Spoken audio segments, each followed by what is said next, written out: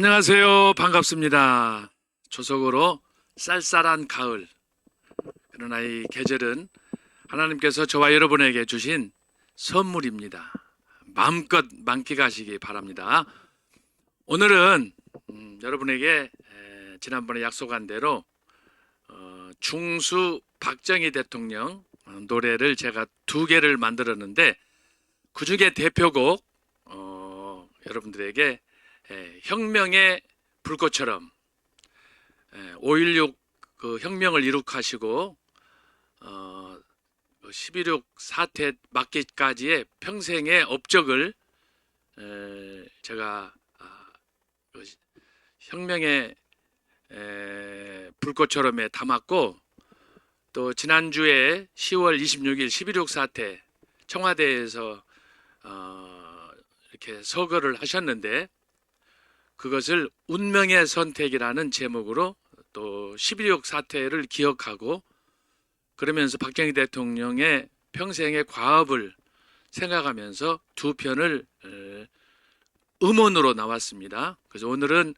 이제 혁명의 불꽃처럼 그걸 하나 들려드리고, 또 하나는 우남 이승만 박사에 대한 그 생애를 제가 연구하다가 전 목사님의 광화문 연설을 통해서 4대 건국론을 듣고 제가 감동을 받고, 그래서 이승만 박사를 찬양하는, 존경하는 마음으로 나의 조국 대한민국을 작시해서 작곡이 나왔는데, 모든 곡은 한국을 대표하는 현재 작곡가 강 건너 봄이 오듯의 임궁수 선생님이 작곡을 하셨습니다. 앞으로 노래들을 발표하겠지만 현재 우남 이승만 박사의 기념 애찬 노래를 제가 현재 나의 조국 대한민국 외에 지금 현재 10곡을 완성했고, 박정희 대통령 2곡을 준비했는데, 감사한 것은 어젯밤에 제가 선물을 받았습니다. 우남 이승만 박사 나의 조국 대한민국이 앞으로 나올 그 이승만 박사 기념 영화의 배경 음악으로 아마 사용될 것 같습니다. 여러분께서 계속 기도해 주시고, 오늘은 2곡입니다.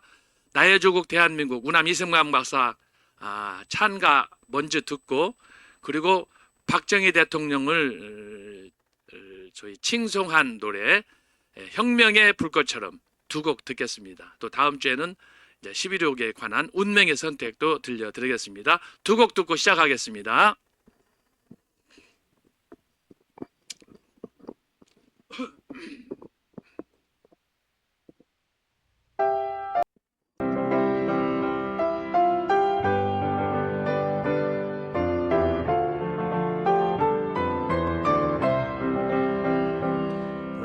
백척간두 민족 운명 어깨 메고 열강들의 각축 속에 독립을 이뤘네.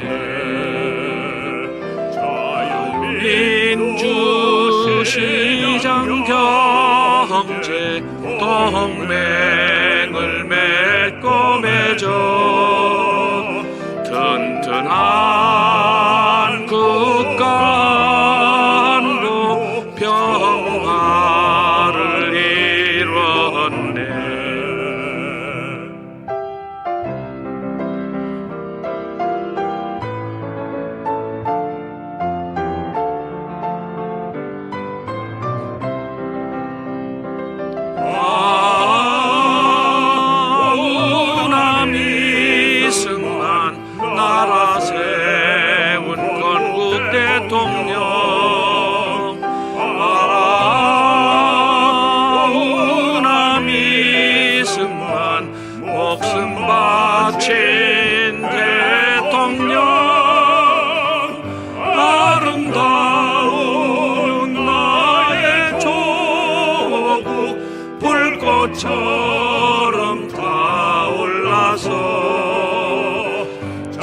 자손만대 영원토록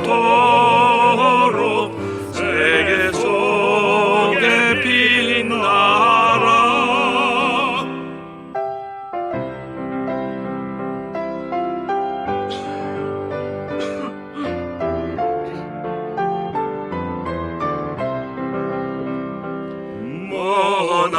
머나먼 이북 땅에 찬란한 태양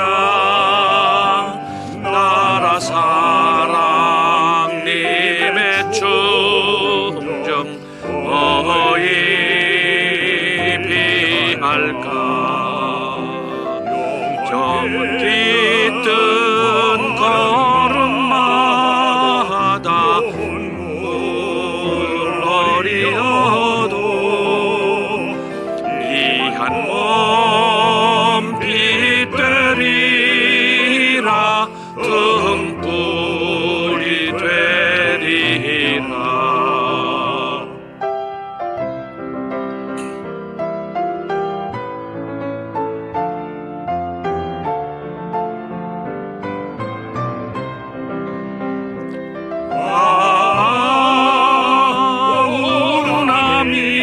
이승만 나라 세운 건국 대통령.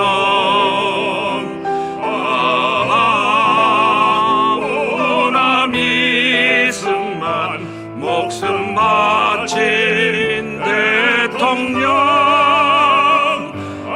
아름다운 나의 조국 불꽃처럼 타올라서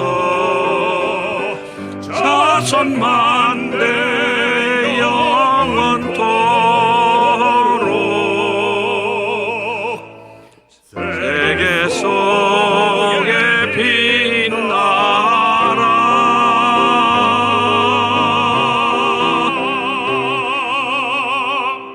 음이 틀렸네. 자, 이번에는 박정희 대통령 혁명의 불꽃처럼.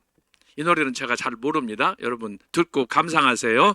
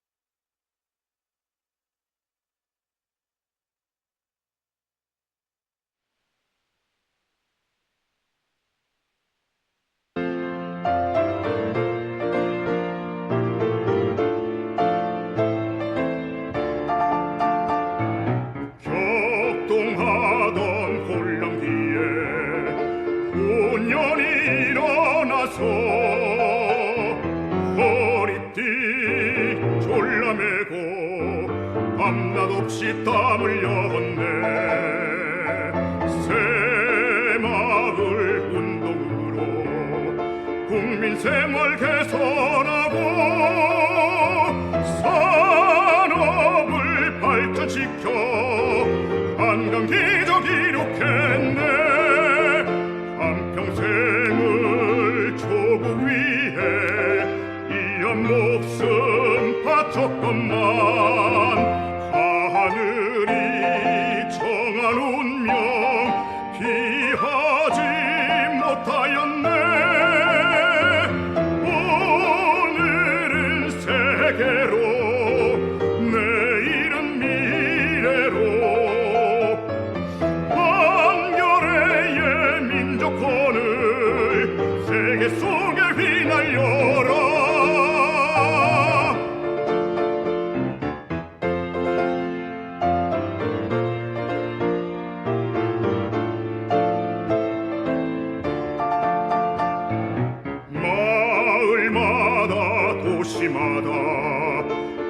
꿈과 희망꽃 피우고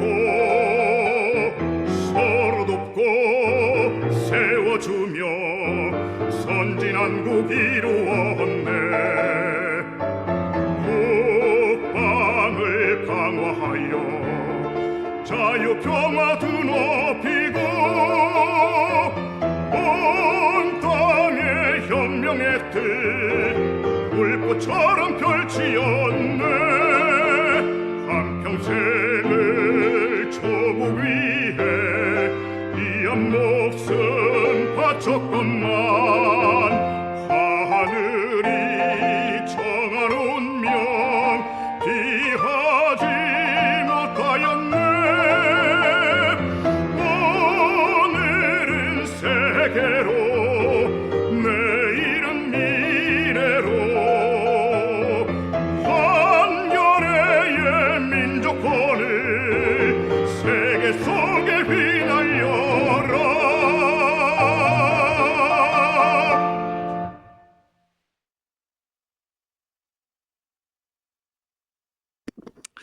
자, 여러분 잘 들으셨죠? 어쨌든 참 제 마음에 그 두 분 대통령에 대한 그런 빚진 마음이 있어서 우리 정광훈 목사님을 통한 도전으로 이 결과가 주어졌습니다. 어쨌든 감사하고 앞으로 한 곡씩 여러분에게 소개하겠습니다. 지난주 10월 26일 박 대통령 서거 44주년을 보면서 제가 오늘은 시국단상이라는 시를 준비하였습니다. 시국단상입니다. 한 절씩 크게 소리내어 읽으시고 또 기도하고 시작하도록 하겠습니다. 자, 시국단상입니다. 2022년 5월 10일 20대 대통령 취임, 백척간두 상황에서 극적인 정권 교체, 이후 윤석열 대통령의 동분서주 국내외 정치 행보, 지금까지 문재인과 이재명의 반국가적 이적 행위, 정부의 기밀이 담긴 USB를 북한에 넘기고 평화협정과 정전협정, 한미동맹의 파기, 그들은 과연 어느 나라 사람인지 연일 쏟아내는 거짓 선동은 벌써 태산으로, 여기에 더불어 사기당, 범죄당, 끊임없는 좌파 세력의 국민 기만 음모, 만약에 정권 교체가 안 되었다면 우리나라는 지금 어떻게 되었을지 생각하면 아찔할 뿐. 주여, 반만년 역사 속에 백척간두의 대한민국, 이승만의 4대 건국 이념과 박정희의 부국강병, 이를 계승한 윤석열 대통령의 뚝심으로 삼천리 반도 금수강산 반석 위에 세워주소서. 주여 살펴주소서. 기도하겠습니다. 하나님 아버지, 감사합니다. 계절의 여왕 10월, 가을도 저물고 있습니다. 하루하루 한 주 한 주 저희들과 함께 하신 주님께서 벌써 금년도 가을로 이렇게 아름다운 단풍과 오곡이 무르익어가는 이 계절을 저희들에게 선물로 주셔서 감사합니다. 늘 감사하지만 특별히 이 계절과 더불어 우리의 마음도 오색빛으로, 또 오곡을 볼 때 우리의 마음은 풍요한 마음으로 하나님 앞에 감사할 수 있도록 도우시니 참으로 감사합니다. 주여, 영광 받으시고 저희들의 남은 삶 주님의 손에 맡겨오니 주여 함께하여 주옵소서. 벌써 이번 학기도 중간 텀을 넘어서고 있습니다. 교수님들을 통해서 시간마다 주시는 강의에 저희들이 은혜 받게 하시고, 무엇보다도 우리의 마음이 애국심으로 광화문 운동과 더불어 또 성령의 나타남을 통하여 더욱 심층화되고 더욱 풍요로운 영적 삶으로 성숙하게 도와주시옵소서. 이 시간에도 이렇게 부족한 종이 섰습니다. 주님 붙잡아 주시고 계속되는 우리 중세 교회사 강의를 통하여 어렵고 낯설지만 이 강의를 잘 이해하고 소화함으로 주님에 대한 소명에 더욱 뜨겁게 응답할 수 있는 저희들 되게 하여 주시옵소서. 이 한 시간도 강의하는 사람, 듣는 사람, 또 여기저기 어디에 있든지 주께서 함께하여 주시고, 오늘 이 시간에도 주의 은혜 가운데 감사와 기쁨이 넘치는 복된 시간 허락하여 주시옵소서. 감사하고 예수님의 이름으로 기도하옵나이다. 아멘. 자, 강의에 앞서 제가 칠판에 참고 도서를 썼습니다. 우리 전 목사님께서 어떻게 설교하시는가 하는 것들을 제가 설교 유튜브를 듣고 현장에서 설교를 듣고 이것을 정리한 것입니다. 그래서 여러분들이 참고하시면 좋겠습니다. 이번 학기 동안에 반드시 여러분들이 사서 읽어보시면 도움이 되겠습니다. 그리고 두 번째는 제가 지난번에도 광고했지만 만화 중세교회사, 신학대학원 교재가 이렇게 만화로 나온 것은 저밖에 없습니다. 만화 초대교회사, 만화 중세교회사, 그리고 만화 종교개혁사, 지금 전 목사님께서 최종 교정을 보고 계십니다.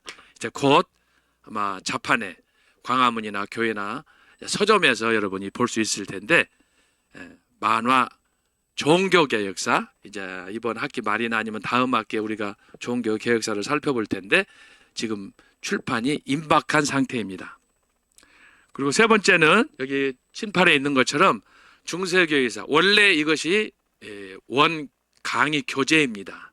그런데 워낙 방대하기 때문에 이제 만화로 제가 소개했는데, 그래서 심층적으로 여러분이 중세교회사를 이해하고 싶다면 이 중세교회사 교재를 사서 보시면 도움이 되겠습니다.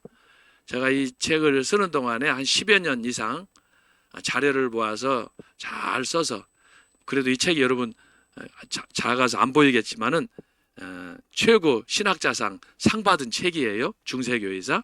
그래서 여러분들이 꼭 사서 읽으시면 강의에서 들을 수 없는 내용을 자세하게 여러분들이 접할 수 있겠습니다.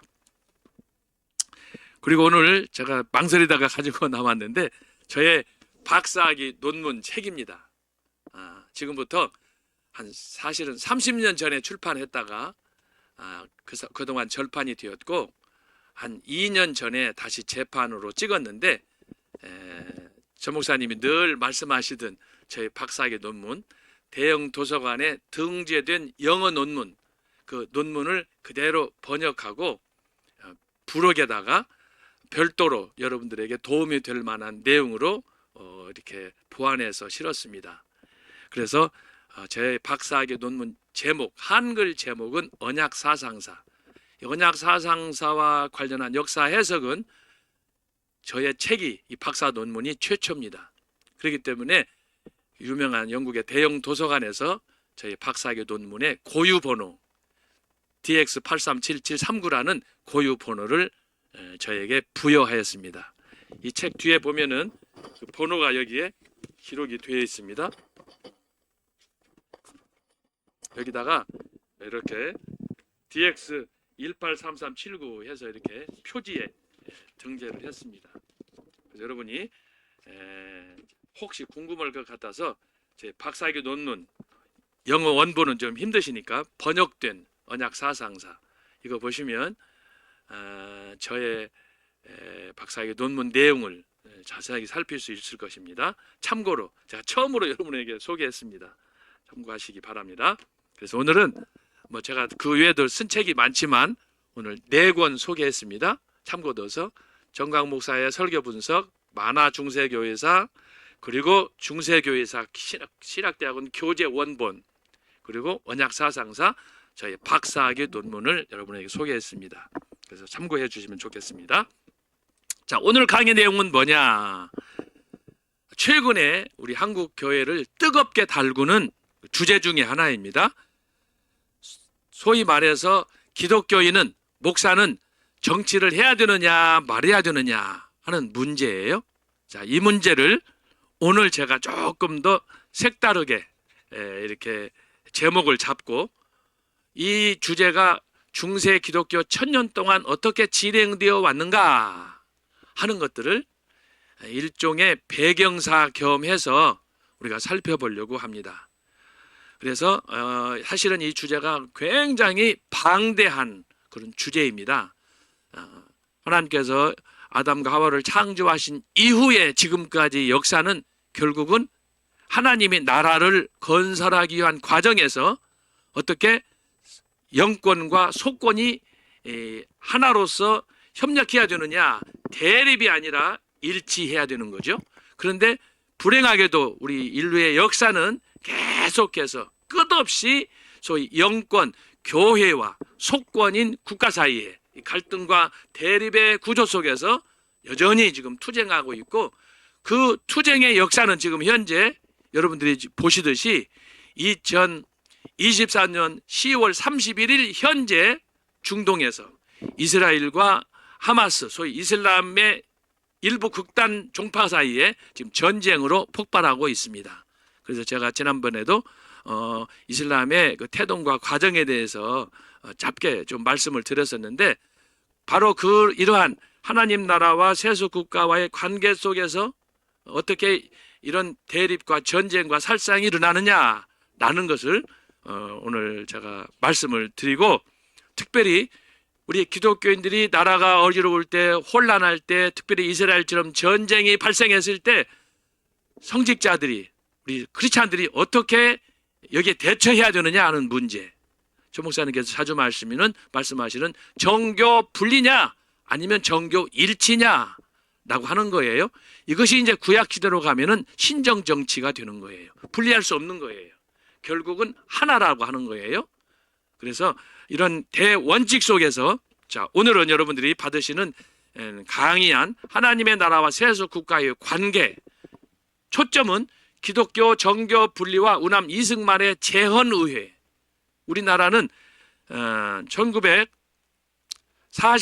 5월 30일 재헌의회 제1회 국회가 열렸는데, 이때 결국은 종합적으로 정치와 종교가 분리해야 되느냐 라는 문제를 우남 이승만 박사가 깨닫고 그 첫 의회에서 이것을 실현하였습니다. 그러나 그 이후에 끝없는 갈등과 대립, 특별히 일제의 그릇된 이런 교육, 의도적인 그런 가르침으로 인해서 우리가 지금까지 왜곡된 그런 잘못된 신학으로 이렇게 매우 소극적으로, 때로는 부정적으로 이렇게 우리가 지금까지 살아왔습니다. 근데 오늘은 바로 이런 중세의 서임권 논쟁, 소위 하나님 나라 일을 하는 데 있어서 대통령이 위냐 아니면 성직자, 목사가 위냐 하는 이런 영권과 속권 사이의 갈등과 대립의 구조를 오늘 시간이 허락하는 대로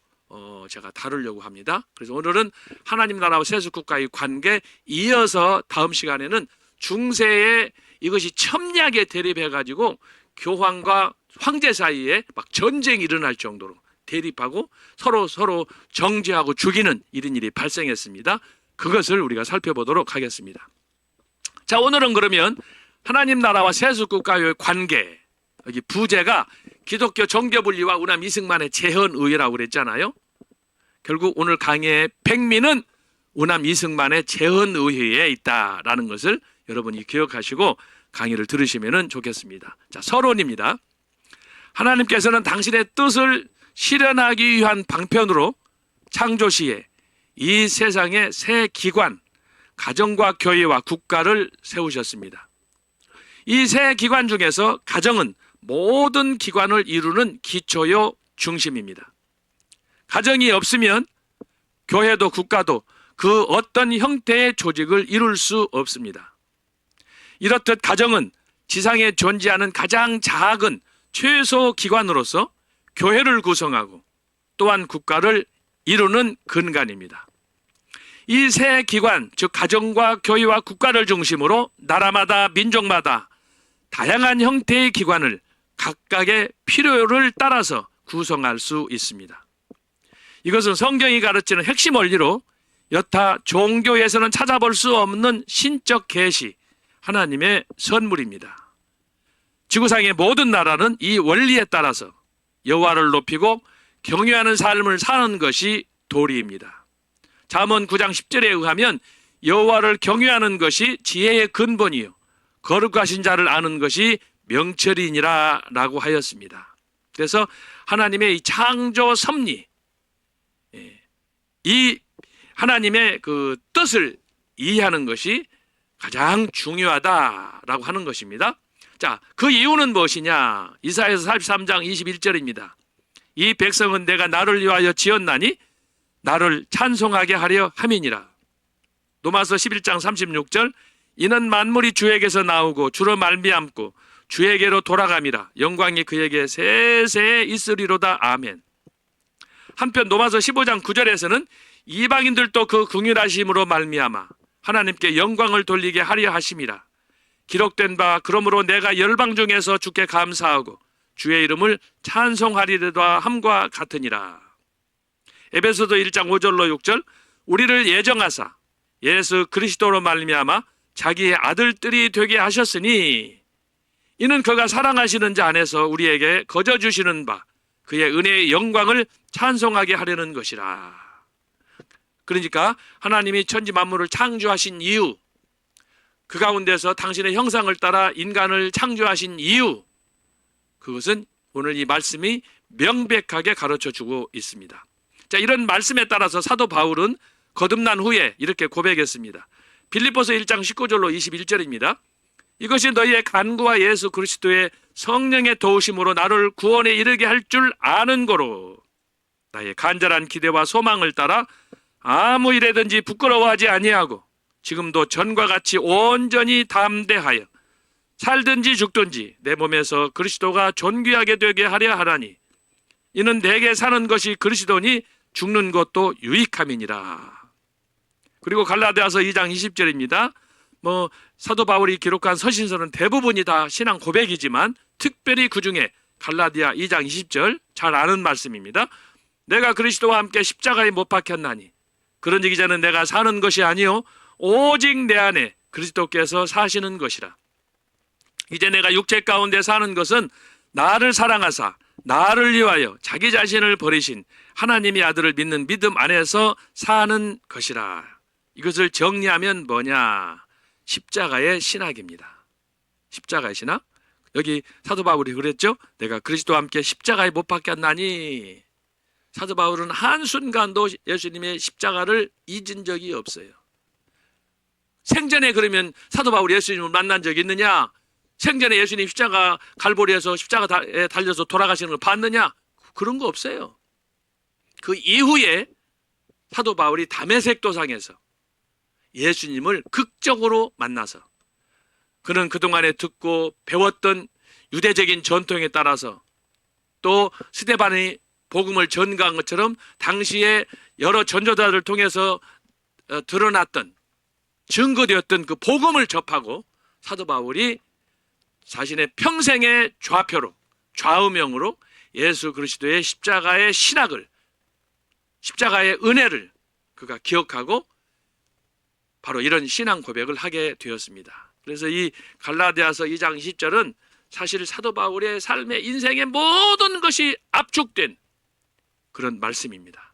그래서 저와 여러분도 이 말씀을 매우 좋아하지 않습니까? 한마디로 말하면 십자가의 신학. 십자가의 신학에는 뭐냐? 고난과 환난과 그런 배신과 저주와 이 모든 것들이 압축되어 있지만 동시에 그 십자가 안에는 하나님의 영광과 사랑과 축복이 묻어있는 그것이 바로 십자가예요. 그래서 십자가의 고난을 통하지 않고는 십자가를 통한 영광을 우리가 발견할 수 없는 거예요. 그래서 십자가는 신비한 저와 여러분에게 예수 믿는 하나님의 자녀들에게 주신 특별한 선물이다라는 걸 여러분이 먼저 기억해야 되겠습니다. 그러므로 사도 바울은 이렇게 고백했습니다. 고린도전서 고린도 교회에 보낸 편지에서 이렇게 썼습니다. 너희가 먹든지 마시든지 무엇을 하든지 다 하나님의 영광을 위하여 하라. 이것이 바로 여러분이 자주 들으시는 칼빈주의, 개혁주의, 청교도 신학 거기서 강조하는 하나님의 영광을 위한 신학 여기서 나오는 것입니다. 모든 것은 하나님의 영광을 위하여 솔리데오 글로리아 그러잖아요. 그래서 하나님 중심, 코람데오 정신 항상 하나님을 위한 God the first. 예? 그래서 항상 하나님을 먼저 생각하고 기억하고 하는 것입니다. 이것이 창세기부터 계시록까지. 아까 우리가 읽었잖아요. 이사야서 43장 21절. 다시 한번 보겠습니다. 그 앞에 있는 거. 이 백성은 내가 나를 위하여 지었나니 나를 찬송하게 하려 함이니라. 그렇습니다. 이것이 하나님의 청지 창조에 있어서 대명제입니다. 자, 그러면 1페이지 2번으로 갑니다. 자, 하나님 나라와 세속 국가의 관계. 첫 번째로 하나님의 창조 계획. 하나님 나라와 세속 국가의 관계는 매우 예민한 주제로 오늘날 우리들의 최대 관심사 중에 하나입니다. 여러 이유 중에 하나는 전자는 교회와 영권을, 후자는 국가와 속권을 상징하는 바, 유사일의 끝없는 갈등과 대립, 반목과 분열을 낳았기 때문입니다. 이는 지구상의 종말이 올 때까지 피할 수 없는 과제라고 하겠습니다. 특별히 이 문제는 지금 한국교회의 뜨거운 관심사이지만 1948년 5월 30일 우남 이승만은 개혁주의적 전통과 미국의 정착된 청교도적 신앙의 모범을 따라서 우리나라 제1회 재헌의회에서 이를 완벽하게 실현하였습니다. 그래서 제가 아까 말씀드렸죠. 본 강의의 핵심 포인트, 그것은 우남 이승만의 재헌의회에서의 소위 한국 정치 의회의 시작이다라고 하는 것입니다. 그런데 사람들이 사실을 몰라요. 자, 한마디로 말하면 목사의 정치 참여는 창세기 1장 28절 생육하고 번성하라 지배하고 다스리라는 창조 명령의 수행입니다. 하나님께서 이렇게 말씀하셨는데 정치 참여하지 마라. 에? 그러면은 중국 선교도 하지 말고 이슬람도 하지 말고 우리들이 하고 싶은 그런 자리 깔고 편하게 할 수 있는 그곳에서 안방에서 전도하고 선교해야 되잖아요. 왜 그런데 우리가 죽음을 무릅쓰고 선교사들이 저 오지에 가서 선교하고 그렇습니까? 창세기 1장 28절 이 그릿 커미션이라고 그러잖아요. 이 명령 때문에 그러는 거예요. 여기에는 양지 음지가 없어요.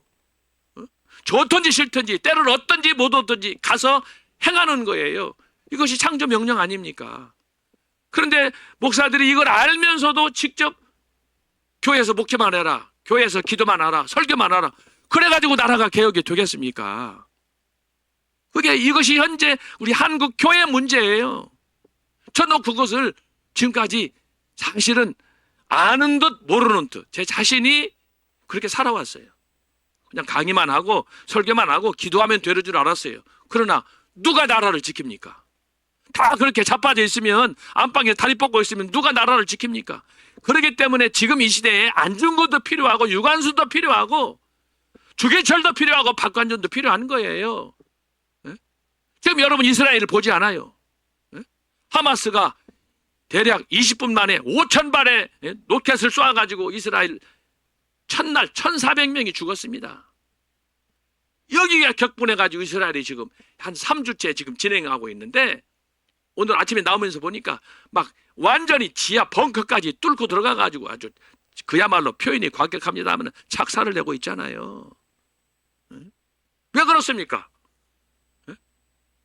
그래서 저는 기독교인은 성경 말씀을 제대로 이해하고 특별히 창세기 1장 28절의 그릿 커미션을 통해서 생육하고 번성하라 지배하고 다스리라 이 말씀에 의지해서 적극적으로 사회 참여하고 적극적으로 정치 참여하고 조 목사님께서 계속 강조하시는 미국의 3대 건국 대통령, 그들이 미국을 건국할 때 주창했던 그 이념이 뭐냐, 정교 분리에 대해서 우리가 정확하게 알 필요가 있습니다.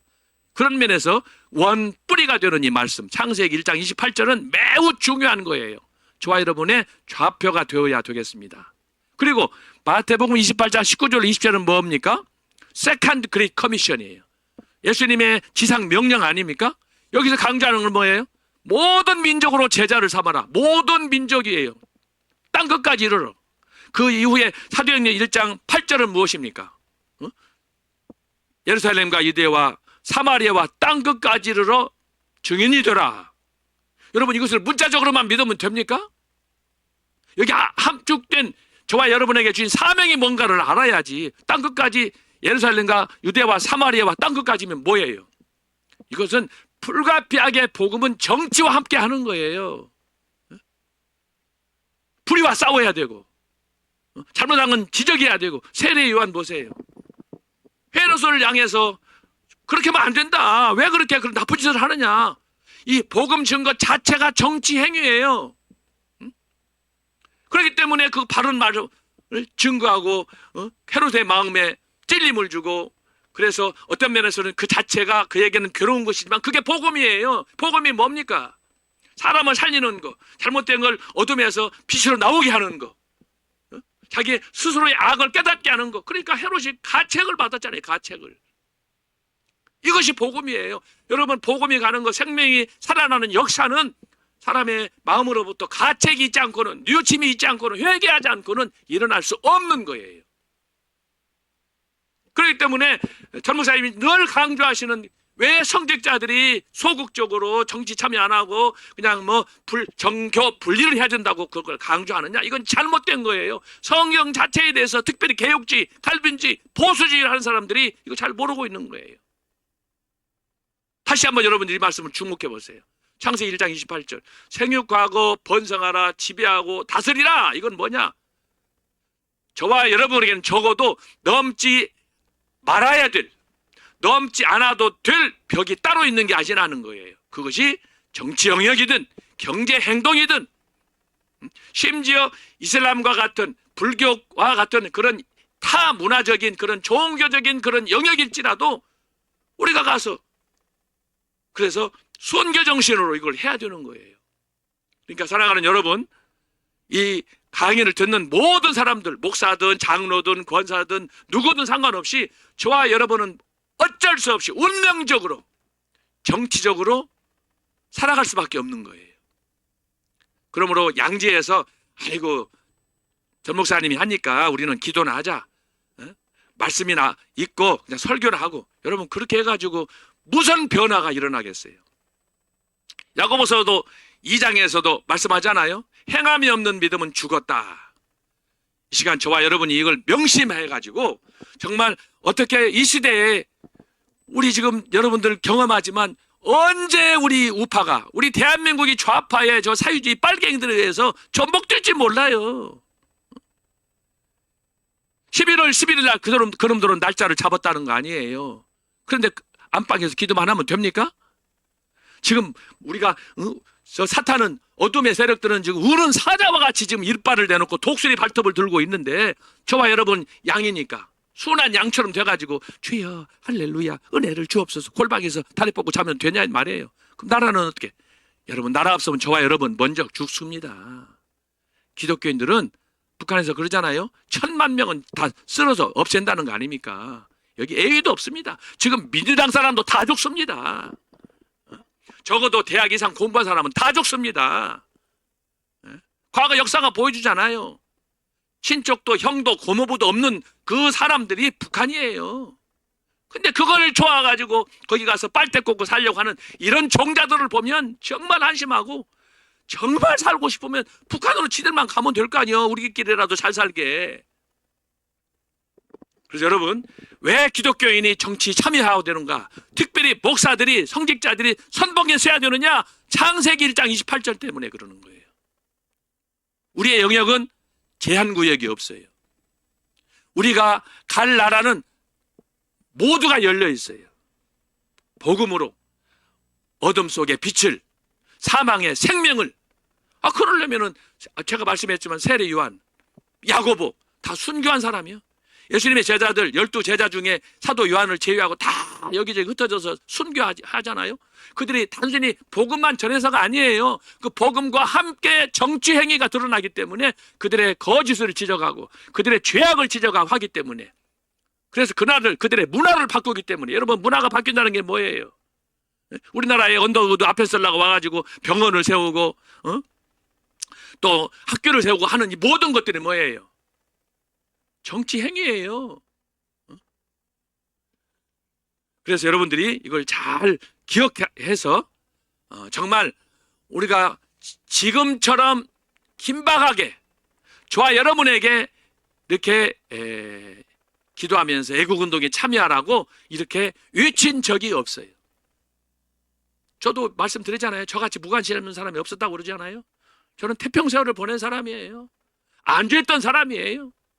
그러다가 광화문에서 전 목사님의 이 광화문의 선지자적인 선포, 연설을 듣고 야, 내가 이래서는 안 된다. 그래서 강의실에 있다가 그래서 아스팔트로 나온 교수가 됐잖아요. 여러분들은 별로 아멘 할렐루야를 안 하시는데 이거 보통 결단이 아니고는 못 나오는 거예요. 제가 지금도 뭐 선배, 동료, 후배, 교수들 이 사람들 저 사람들 만나면서 이야기하는데 야, 제가 얼마나 답답한지 몰라요. 이 목숨 하나가 뭔지 거기에 연연하고 용기 있게 결단하지 못하는 사람들이 한둘이 아니에요. 그러면서 나라를 사랑한대. 예? 그러면 되겠습니까? 어쨌든 여러분들이 저의 의도를, 저의 강의 중심을 잘 이해할 수 있게 바라고 중요한 건 뭐냐? 여기 말씀했어요. 마태복음 28장 19절 20절 사도행전 1장 8장 예수님의 지상 명령을 완성하는 것이다. 그러나 우리가 기억하는 건 뭐예요? 침묵은 직무유기다. 그러므로 10월 23일 10월 현재 오늘 31일이죠. 오늘 종교개혁 기념일이에요. 이제 내일은 아주 이번 주가 아주 분주하고 바쁜 그런 중요한 날이야. 지금부터 500여 년 전에 마틴 루터가 95개 항의문을 들고 비텐베르그에 있는 정문 카슬 처치 교회 정문에다가 95개 항의문을 물고 그야말로 결안으로 바위를 치는 것처럼 어쩌면 그 이상으로 교황청을 향해서 개혁을 요청했던 때예요. 이것은 1000분의 1이 아니라 10,000분의 1이 아니라 억분의 1도 가능성이 없었던 거예요. 근데 하나님이 기적을 일으켰어요. 이 기적은 우리가 작년에 5월 10일 날 정권 교체를 통해서 우리가 이루지 않았습니까? 우리가 지금 적어도 애국운동 한 사람들은 이 사실을 우리가 현장에서 경험하고 있어요. 얼마나 감사합니까? 얼마나 감사합니까? 얼마 전에도 윤석열 대통령이 고백했지만 정치에 대해서 좀 이렇게 나라 연구하고 조사를 하다 보니까 정권 교체 안 됐으면 아찔하다고 그러잖아요. 아찔하다고. 이게 굉장히 심각한 얘기예요. 그런데 지금 문재인이나 이재명이 하는 짓거리 보세요. 미군 철수하라, 평화협정 해제하라 그러는 거 아니에요. 제가 오늘 지금 열받았어요. 여러분들을 자 할렐루야로 응답하실 줄로 믿습니다. 자, 이 페이지 그 다음에 자 서론에서 살펴본 대로 가정과 교회와 국가를 중심으로 형성된 이 세상의 모든 기관은 만세전에 하나님께서 계획하신 바 존재 목적은 그분의 뜻, 즉 이 땅에 하나님의 나라를 건설하는 것입니다. 그러므로 이사야 43장 7절 내 이름으로 불려지는 모든 자 곧 내가 내 영광을 위하여 창조한 자를 오게 하라.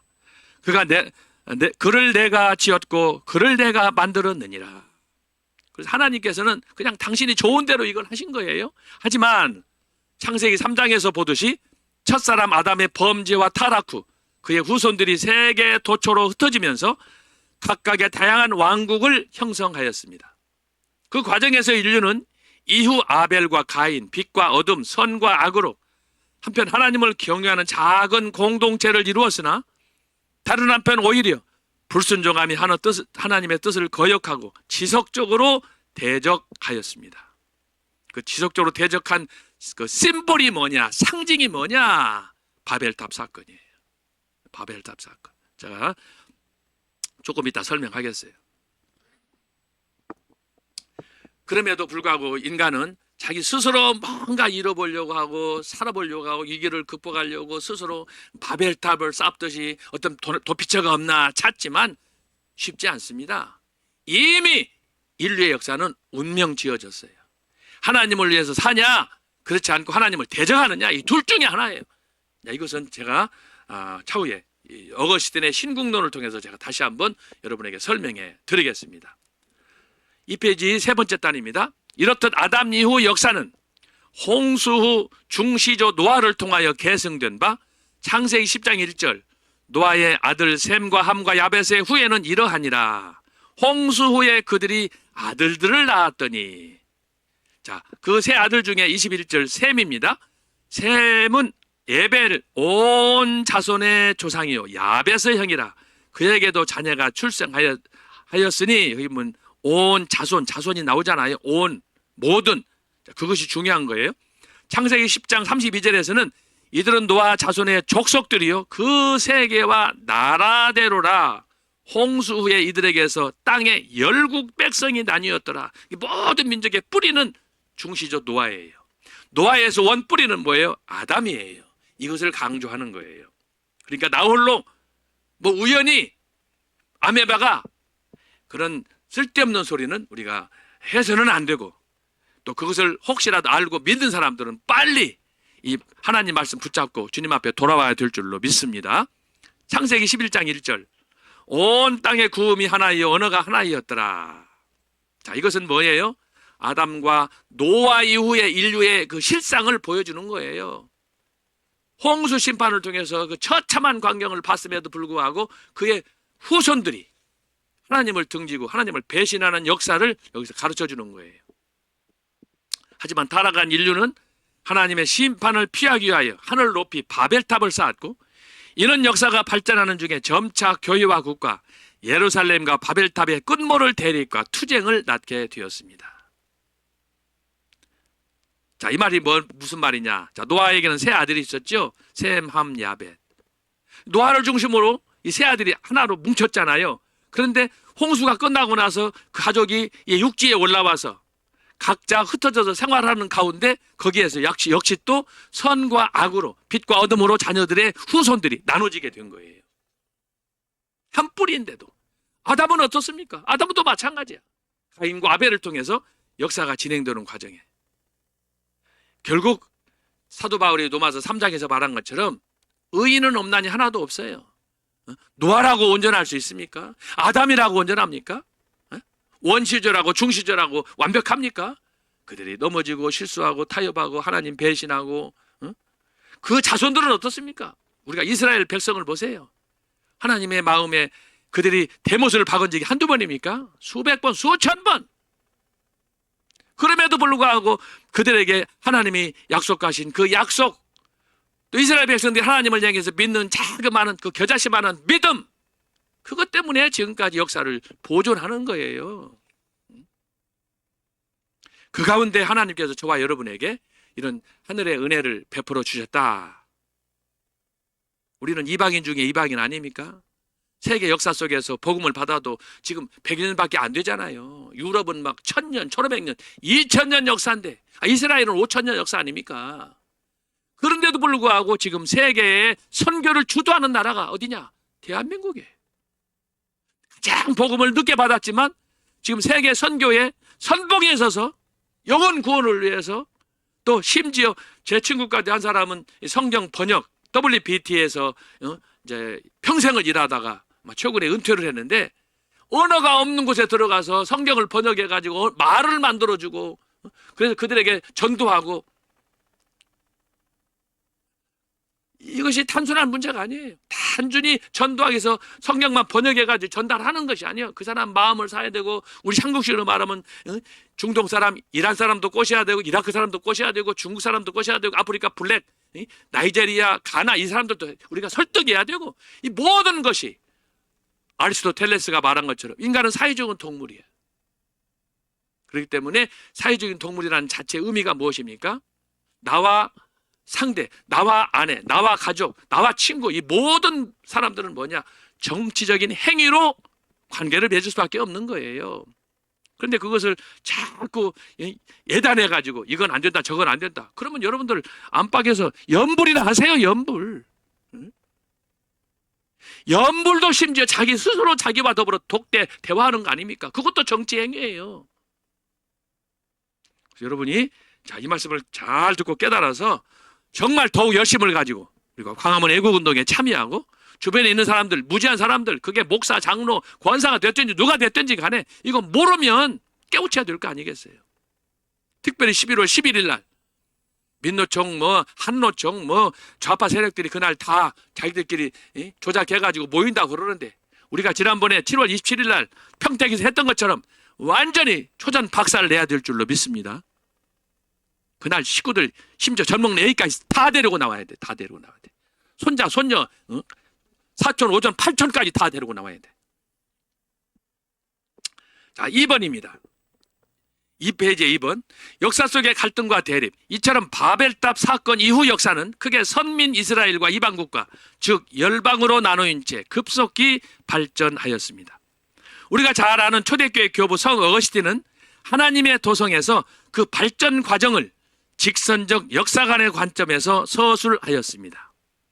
그에 의하면 이 세상에는 두 개의 도성이 있고 두 도성은 각각의 철학에 따라서 발전하며 상시적으로 대립합니다. 하나는 하나님의 사랑에 기초한 신국, 하나님의 도성과 다른 하나는 인간들의 자기 예에 의한 세상나라, 지상의 도시로 창세기 4장의 가인과 아벨의 역사입니다. 여기서 가인은 지상의 것을 섬기는 세상 백성의 조상이며 그의 후예들이 만든 것이 국가라는 존재입니다. 이 국가는 철저히 자기 예에 집착한 것으로 참된 정의와 공의의 속성을 갖고 있지 않습니다. 그래서 이 나라, 민족, 이것은 태생적으로 온전한 나라가 없어요. 상징적으로 이스라엘 하나님이 선택했음에도 불구하고 이스라엘이 이렇게 타락하고 배신하고 그러지 않습니까? 이스라엘 역사 자체가 하나님 은혜도 많이 받았지만 역사 자체가 배신의 역사예요. 예수님을 어떻게 했어요? 바나바를 살려주고 예수님 십자가에 못 박으라는 거 아니에요. 자기들의 죄를 3, 4대까지라도 받을 테니까 예수님 죽이라고 하는 거 아니에요. 이게 뭐예요? 인간의 악한 악독의 상징이에요. 은혜를 거기 제가 겟세마네도 가봤습니다만 그곳에서 현장에서 갈보리 십자가에서 달려 돌아가시는 예수님 그 현장에 수많은 무리들이 있었잖아요. 12 제자를 포함해가지고. 근데 그중에 누가 예수님 편을 들어서 예수님을 바라보며 통곡한 적 있어요? 다 도망가고 36개 출애굽을 했지. 제가 옷을 벗겠습니다.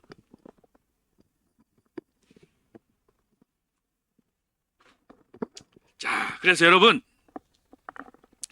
결국 이 세상에는 어거스틴에 의하면 아담과 그의 아들 가인과 아벨의 역사를 통해서 선과 악으로 사랑과 증오로 쭉 끝없이 대립하는 역사다.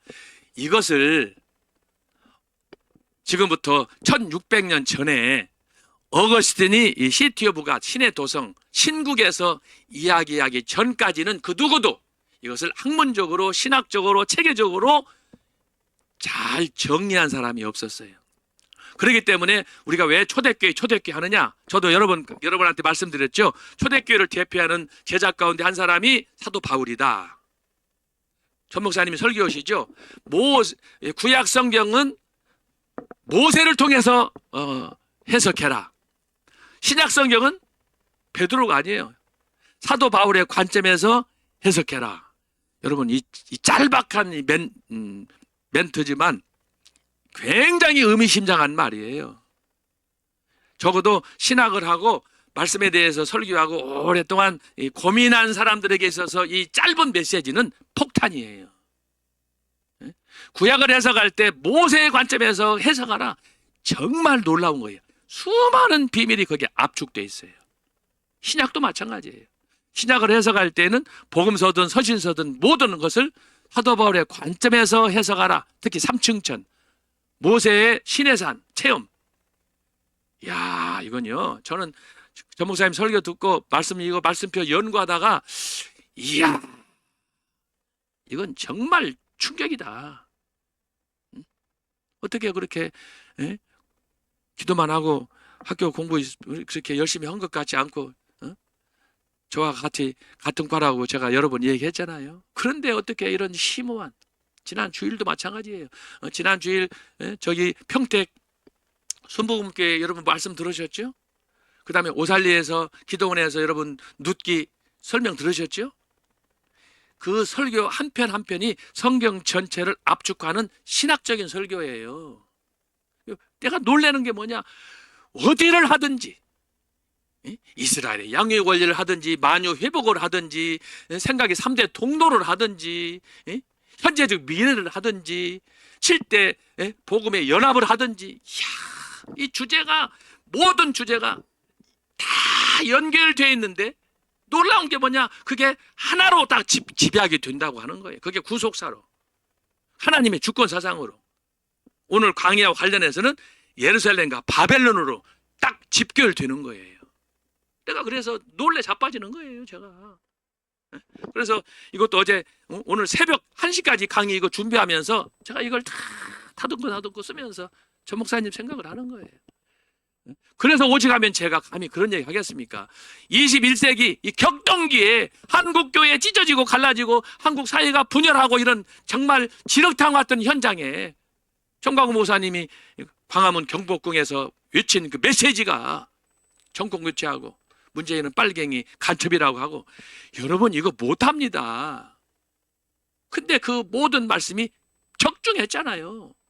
그래서 내가 이번 아까도 시국 단상 했지만 내가 이걸 시로 오직하면 얼마나 감동이 됐으면 내가 시로 이걸 써서 여기다가 정리했겠어요. 그냥 머리에 생각 속에 그냥 갖고 있어도 되는데 제가 이걸 시로 적어서 정리를 한 거예요. 압축헌이라고 내가 이거 죽을 뻔했어요.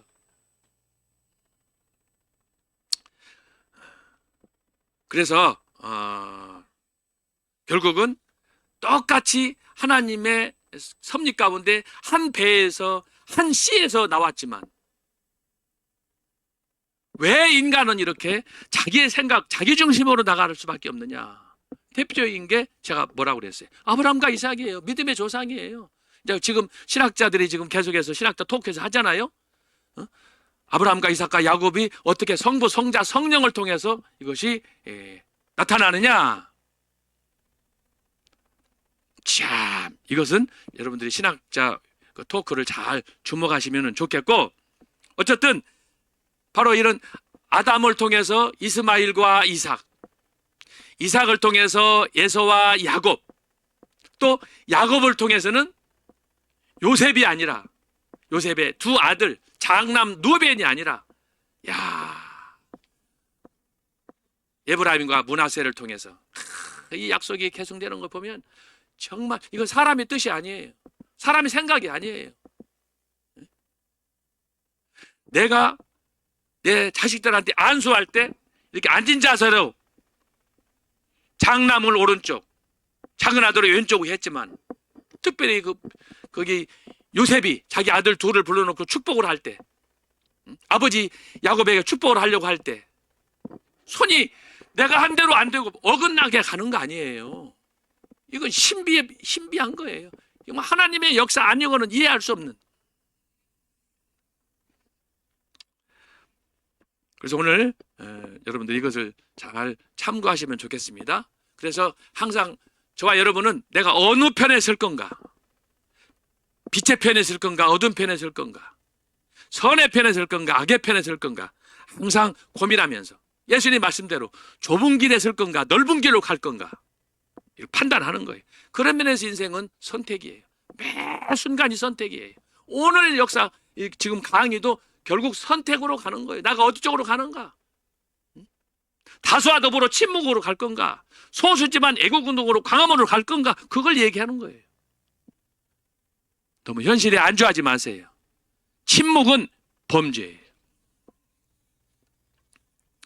그 다음에 내려갑니다. 한편 아벨의 후예들은 하나님에 대한 사랑에 의한 희생과 봉사로 이루어진 신국 하나님의 도성을 믿는 자들입니다. 이 아벨의 후예는 하나님 나라를 향한 천상의 순례자들로 오늘날 교회를 가리킵니다. 이스라엘 구약적인 방식으로는 그루터기예요. 남은 자를 얘기하는 거예요.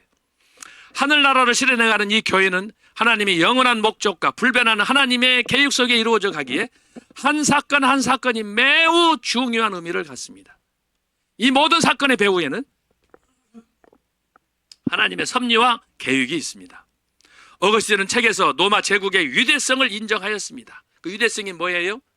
노마는 영원하리라. 모든 길은 노마로. 그러나 노마가 제 아무리 위대하다 해도 그것이 하나의 국가 형태를 갖는 한 멸망은 필연적이다. 어디서 얻을 수 있어요? 옛날 애굽, 바벨론, 아시리아, 페르시아, 헬라, 지금 어거스틴이 살고 있는 이 노마도 패망은 필연적이라고 하는 거예요. 결국 말했잖아요. 어거스틴이 이 책을 썼을 때가 430년에 어거스틴이 죽어요. 죽는데 그가 이 책을 쓰면서 기도 중에 봤을 때, 야, 노마의 패망은 임박했어요. 결국은 50년 후에 노마가 패망했어요. 자, 그걸 여러분들이 잘 보실 수 있길 바랍니다. 그러므로 인간의 위대함이나 업적 역시 그에게 불면의 대상은 아니었습니다. 그러니까 지혜의 왕 솔로몬이 뭐라고 했습니까? 전도서에서 Vanity, vanity, vanity, vanity. 헛되고 헛되며 헛되고 헛된 거니 모든 것이 헛되다. 허무가를 노래한 거예요. 그래서 여러분, 너무 자기 자신을 믿고 사람을 의지하고 그런 거 하면 안 됩니다. 자, 마지막. 하지만 기독교 국가에 있던 로마 제국이 패망한다고 하여 그것이 하나님의 계획의 실패와 좌절은 아닙니다. 이 땅의 나라는 패망할 수밖에 없어요. 바벨론은 무너져야 되는 거예요. 진정으로 영원한 것은 하늘에서 내려온 새 예루살렘으로 피로 갑주고 사신 교회뿐입니다. 이 교회는 뭐예요? 무형교회예요. 보이지 않는 교회, 천상의 교회예요. 교회는 지상에 존재하는 하늘나라의 도성인 바 하나님께서는 지상의 국가와 상관없이 하나님의 도성을 여전히 건설하고 계십니다. 누구를 통해서? 저와 여러분을 통해서. 물론 교회 안에 있는 자라고 해서 다 하늘나라의 시민이 되는 것은 아닙니다. 오직 하나님의 예정한 자만이 그 나라에 속한 것입니다. 인간의 나라 악의 도성은 다 멸망할 수밖에 없습니다. 기독교 국가에 있던 로마의 멸망도 그와 같은 역사적 과정 중에 하나일 뿐입니다. 영원한 나라, 그것은 하나님의 도성일 뿐입니다. 3페이지 3번. 역사의 전개와 선택. 그동안 인류의 역사 속에 수많은 나라와 제국들, 예를 들면 예굽, 바벨론, 아시리아, 페르시아, 헬라 등이 생겼다가 사라졌습니다. 그 이유는 모든 나라들이 자기 사랑 위에 소위 자기 예에 건축되었기 때문입니다. 로마 제국 역시 하나님께서 로마 제국을 통해 세계 복음 전파를 위한 방편으로 사용될 수 있게 하셨습니다. 그러나 이제는 그 목적이 달성되었으므로, 어떻게 그 목적이 달성되었어요? 로마 시대의 로마 황제의 통치 아래서 데오도시우스 황제에 의해서 로마의 국교로 기독교가 선택됐습니다. 이건요, 제가 여러 번 강조했지만 초대교회 500년 동안에 하나님께서 초대교회 박해 기간 동안에 주신 최대의 선물이 로마 제국이 기독교를 국교화한 거예요. 이건 하나님의 섭리였어요. 여기서 그걸 말하는 거예요. 그래서 하나님께서는 그런 모진 박해와 고난 속에서도 당신의 자녀들을 이렇게 보호하시고 사랑하시고 마침내 때가 되매 로마 제국의 국교가 되게 하였습니다. 하나님은 로마를 다른 사람의 손으로 세워지는 왕국과 같은 운명을 걷게 하실 것입니다. 결국 하나님의 나라는 구원받은 거룩한 공동체의 그루터기, 즉 하나님의 선택받은 무리요, 또한 예수 그리스도의 재림 때까지 십자가를 짊어진 고난받는 성도와 새 예루살렘의 신부로, 후자는 죄악에 물든 세속 공동체, 즉 하나님을 대적하며 끝없이 삼킬 자를 찾는 공중 권세 잡은 사탄의 무리, 영원히 멸망할 심판의 대상으로서 바벨론입니다. 이것은 예수님께서 말씀하신 바 선택으로 마태복음 7장 좁은 문으로 들어가라, 멸망으로 인도하는 문은 크고 그 길이 넓어 그리로 들어가는 자가 많고 생명으로 인도하는 문은 좁고 길이 협착하여 찾는 자가 적음이니라 로 정리됩니다.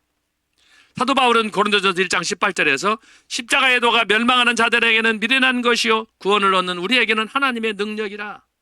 예수님께서는 친히 내가 곧 길이요 진리요 생명이니 나로 말미암지 않고는 아버지께로 올 자가 없느니라. 또한 영생은 곧 유일하신 참 하나님과 그가 보내신 자 예수 그리스도를 아는 것이니라. 사도 베드로 4장 12절에서 다른 이로서는 구원을 받을 수 없나니 천하 인간의 구원을 받을 만한 다른 이름을 우리에게 주신 일이 없음이라 하였더라. 그렇습니다. 역사의 전개는 누구를 중심으로 누구를 향하여서 가느냐? 예수 그리스도. 아까 말씀했던 십자가, 사도 바울이 강조한 십자가의 신학, 갈보리를 향해서 가는 것입니다. 결국 역사의 최종 선택은 선가와 교회와 세상, 새 예루살렘과 바벨론, 하나님과 사탄으로 결정될 것입니다. 그러므로 우리에게 요구되는 것은 히브리서 11장 6절 다 같이 읽어요. 믿음이 없이는 하나님을 기쁘시게 하지 못하나니 하나님께 나아가는 자는 반드시 그가 계신 것과 또한 그가 자기를 사는 자들에게 상 주시는 이심을 믿어야 할지니라. 사도 바울은 빌립보서 4장 8절에서 끝으로 형제들아 무엇에든지 참되며 무엇에든지 경건하며 무엇에든지 오르며 무엇에든지 정결하며 무엇에든지 사랑을 받을 만하며 무엇에든지 칭찬을 받을 만하며 무슨 덕이 있든지 무슨 기림이 있든지 이것들을 생각하라. 오직 십자가를 생각하는 신앙입니다. 그리고 사도행전 20장 24절 나의 달려갈 길과 주 예수께 받은 사명 곧 하나님의 은혜의 복음을 증거하는 일을 마치려 하면은 나의 생명을 조금도 귀한 것으로 여기지 아니하노라. 이것이 사도 바울의 신학이었습니다. 4번. 그러면 정교 분리 문제입니다. 여러분 잘 이해하실 수 있어야 합니다. 제가 오늘은 이게 급하게 했는데 이제 아마 내년 정도에는 이걸 좀 더 보완해 가지고 제가 풀어 쓰려고 합니다. 자, 정교 분리. 이 문제는 일제 강점기 일제 한국교회의 그릇된 오해에 기초하였습니다.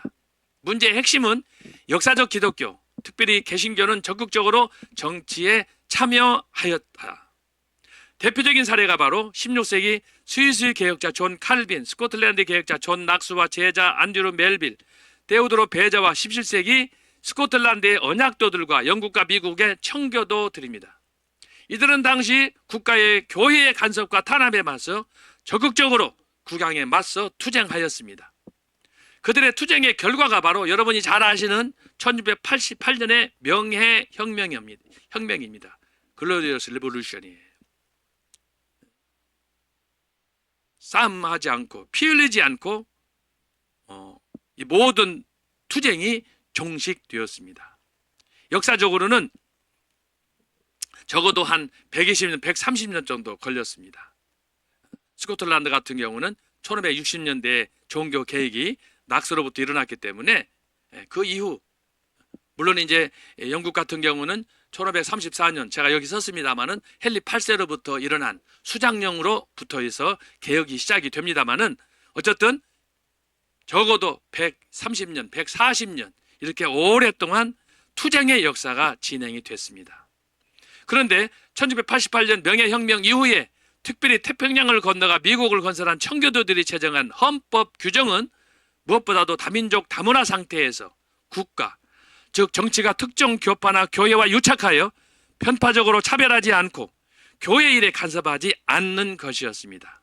그러므로 정교 분리는 교회가 정치를 하지 말라라기보다는 오히려 국가가 교회의 신앙에 간섭하지 않고 자유를 보장하는 것으로 말하자면 나는 A, 교인은 A, 너는 B, 국가 자유롭게 각각의 신앙을 선택하는 것입니다. 이는 심지어 국법으로도 막을 수 없다라고 하는 것입니다. 우리가 잘 아는 대로 영국은 국교가 성공회로 국왕이 동시에 교회의 수장입니다. 성공회의 정교 분리는 정치인이 종교를 간섭하지만 종교인, 즉 성직자는 정치에 관여하지 말라는 것입니다. 이에 맞서 청교도들이 계속적으로 정치 발언과 행위를 하자 그들을 박해하고 그 수많은 사람들을 처형하였습니다. 이것이 영국의 청교도 역사예요. 그래서 헨리 8세, 그의 아들 에드워드 6세를 제외하고는 그리고는 이제 메리 여왕, 그리고 엘리자베스 여왕, 제임스 1세, 2세, 그 이후 이어서 앤 여왕 이렇게 계속해서 제가 여기 썼잖아요.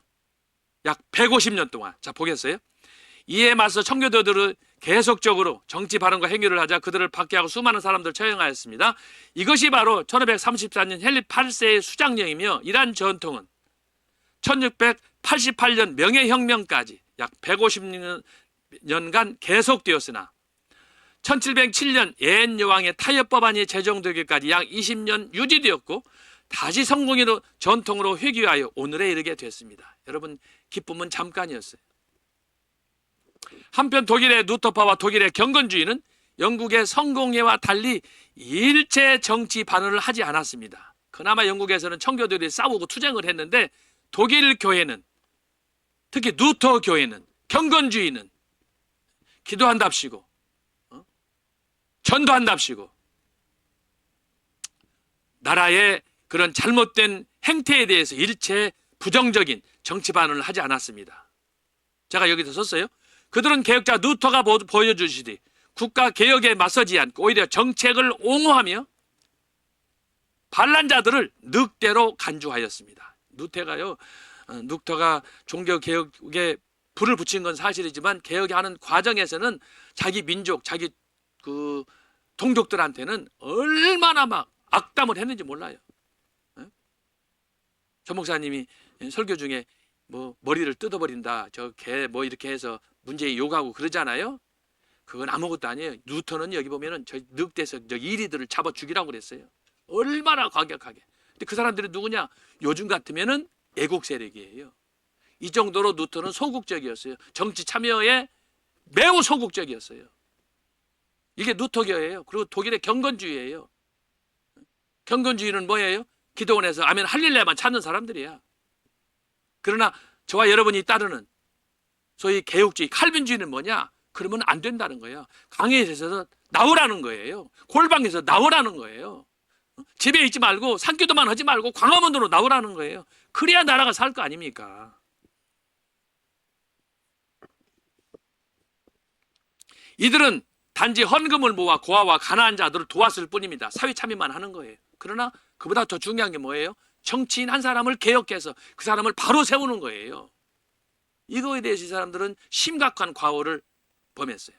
그러므로 이들은 박해를 피했으나 개혁 당시 과항부들의 원성을 샀어요. 그러나 동시에 영국의 청교도들은 정치 발언과 참여를 함으로써 말할 수 없이 박해를 받았습니다. 자, 여기 이제 박해자의 원조가 헨리 8세인데 그 역사를 좀 썼어요. 자, 대표적인 예가 헨리 8세의 비윤리적 행실과 왕비의 처형에 대한 청교도들의 비판과 저항이었습니다.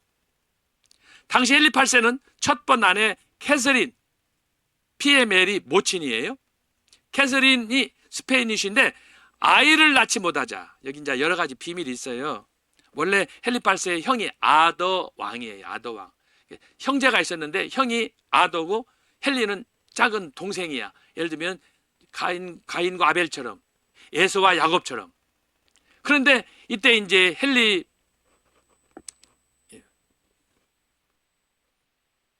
8세가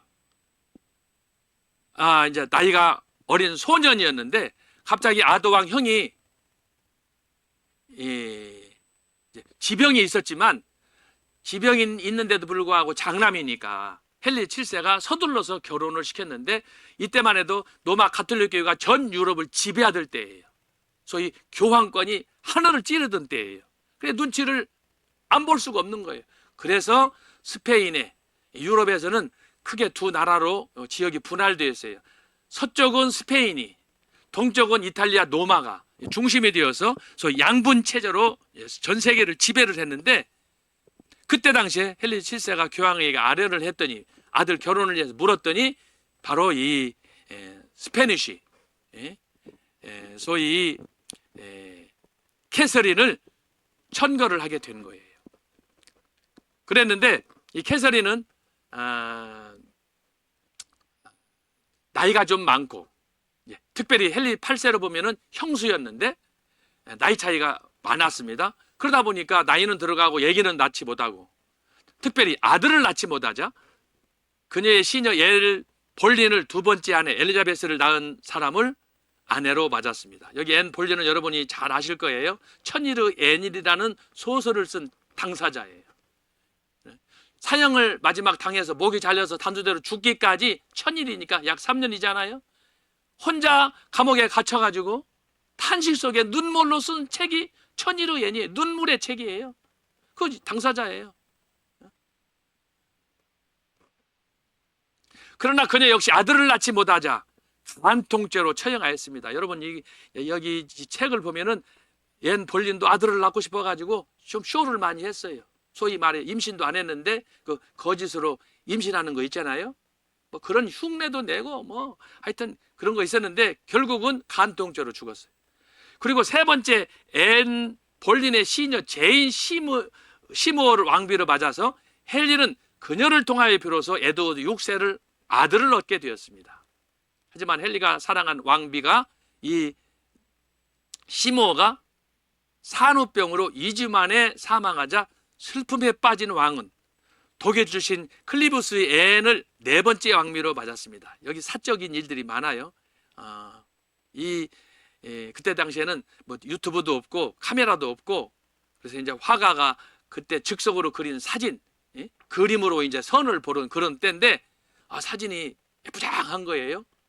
그래서 자기 왕비를 죽이고 나서 얼마 되지도 않았는데 덥석 독일 출신 이 네 번째 클리부스의 앤하고 결혼을 했는데 잠을 잘 수가 없는 거예요.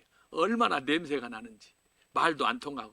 그래가지고 또 돈 한 보따리 주어가지고 강제로 이혼했어요. 그래서 여기 다섯 번째가 나오는 거예요. 다섯 번째는 47살의 헨리가 29살의 캐서린 하워드를 왕비로 맞았는데, 이 왕비는 또 자기가 옛날 사귀던 그런 또 첫사랑이 있는 거예요.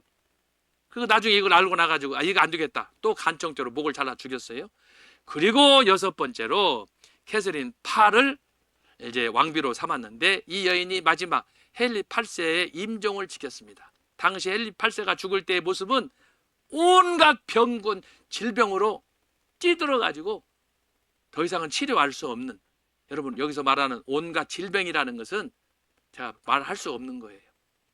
온갖 잡병이 다 걸려가지고 침대에서 그냥 죽어가는데 임종을 지키면서, 그러면서 헨리 8세가 그랬다는 거 아니에요. 내가 죽더라도 재산을 많이 띄어서 나를 위해서 헌신한 캐서린 파에게 주어라. 그래가지고 돈을 많이 챙겼대.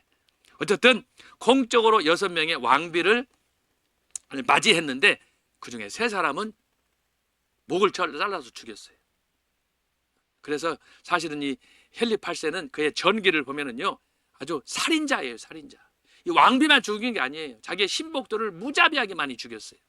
이런 정보는 제가 4페이지 제일 아래 보면은 서유한 21장 헨리 8세와 그의 여인들 청교도 유산이라는 그 책이 있죠. 이 청교도에 보면은 제가 자세하게 썼어요. 얼마나 많은 사람을 죽였는지 몰라요. 자, 이러한 상황에서 청교도들이 왕의 부도덕한 행위를 비판하자 그들을 모두 제거하였습니다. 헨리 8세는 왕비 마누라뿐 아니라 동조한 신하들을 죽였습니다. 그럼에도 불구하고 청교도들은 굴하지 않고 뭐예요? 정광훈 목사님처럼 문재인에게 맞서서 에이 간첩 빨갱이야 내려라, 순교적 신앙으로 국왕과 영국을 축복하였습니다. 죽음으로써. 이러한 상황에서 일부 청교도들이 영국을 버리고 태평양을 건너 미국으로 건너가 신대륙을 건설하였습니다. 그리고 국가 헌법을 제정하여 기독교인은 정치적 발언을 자유롭게 하되, 영국에서는 못했잖아요. 헨리 8세 말하면 다 죽여버렸잖아요. 그래서 여러분 여기에서 이제 정교 분리의 원칙이 핵심이 뭐냐, 여기서 나오는 거예요. 헌법을 제정하여 기독교는 정치적 발언을 자유롭게 하라. 영국에서는 못했어요. 우리도 한때 그런 일이 있었잖아요. 북한에서는 어때요? 그 사람은 즉각 처형이야. 말도 못해. 요즘 핸드폰도 감시한다고 그러잖아요. 특별히 정치 지도자는 교회 일에 간섭하지 말라고 하였습니다. 정치 지도자, 소위 나라의 총수, 총리나 대통령이나 수상은 교회 일에 간섭하지 말라는 거예요. 너나 잘하라는 거예요. 너나 잘하라. 옛날에 한때 유명했죠. 무슨 뭐 탤런트가 너나 잘하세요 그랬잖아요. 너나 잘하라는 거예요. 교회 일에 간섭하지 말라는 거예요.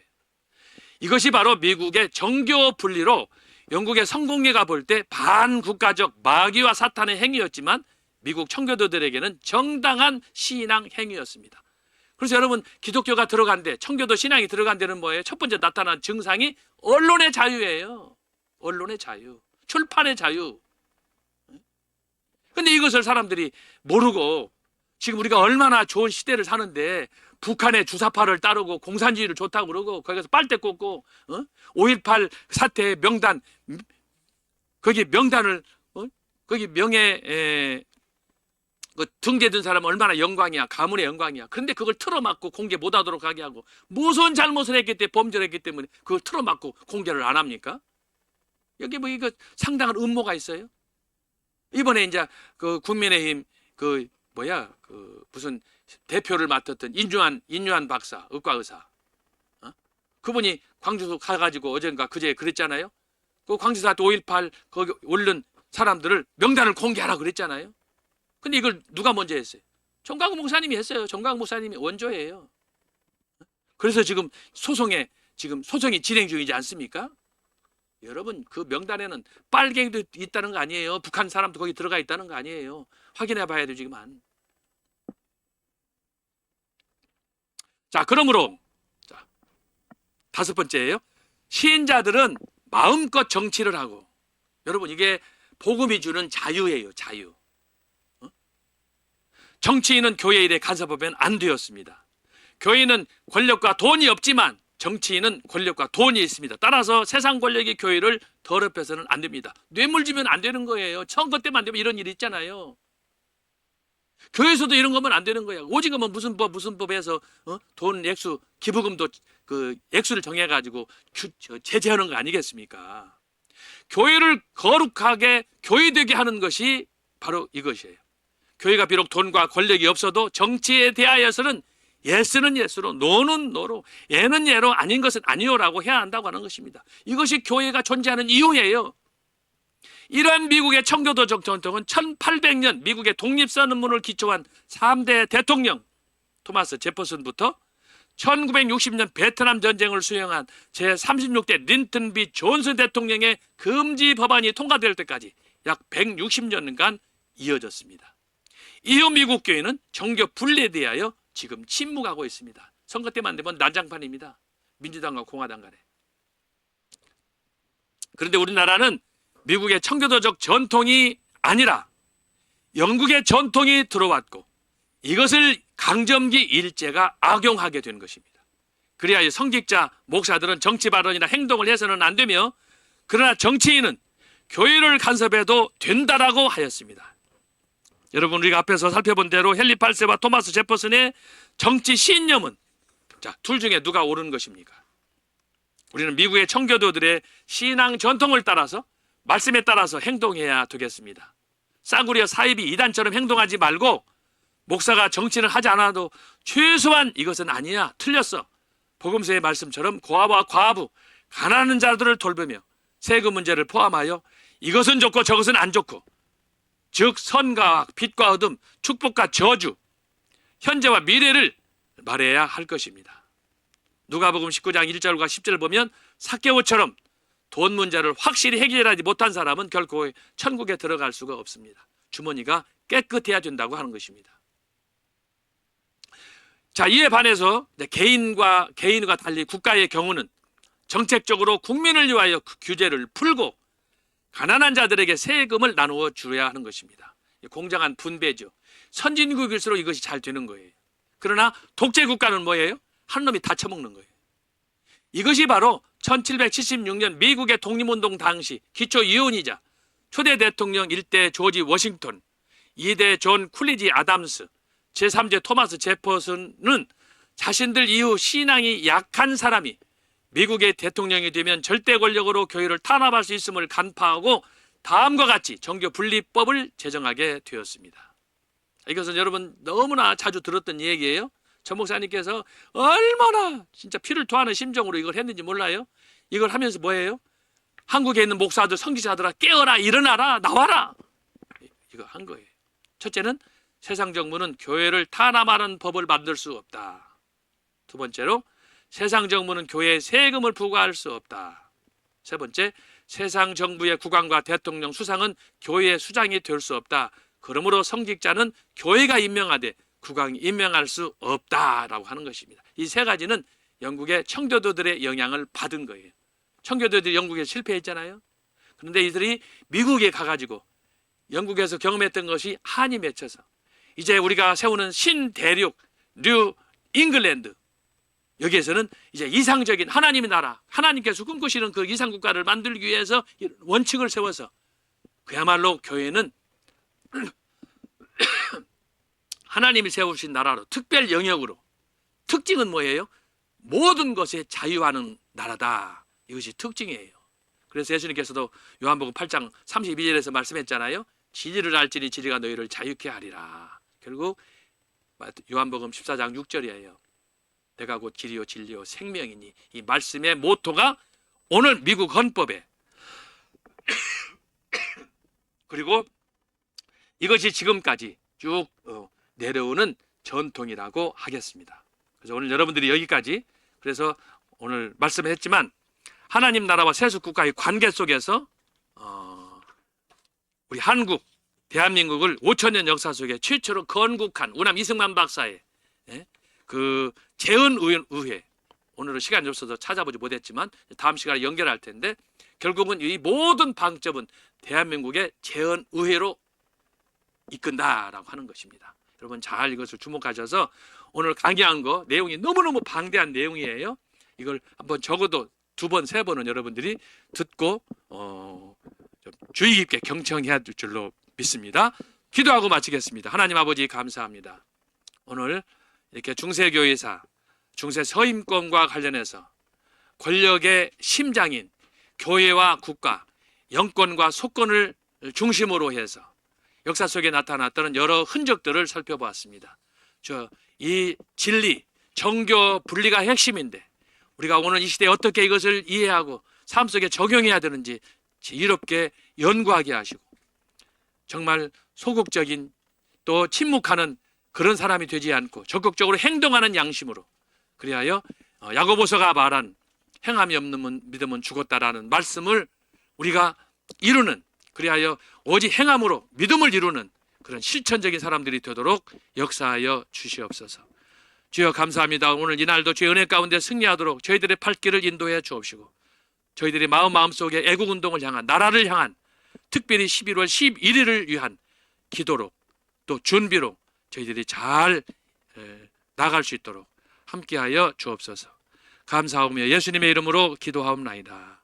아멘. 한 주간도 여러분 승리하시기 바라고, 아까 소개한 노래 2곡, 나의 조국 대한민국, 그 다음에 혁명의 불꽃처럼, 이승만 대통령과 박정희 대통령 노래를 여러분들이 가사를 외우면서 열심히 연습하시기 바랍니다. 경청해 주셔서 감사합니다. 감사합니다.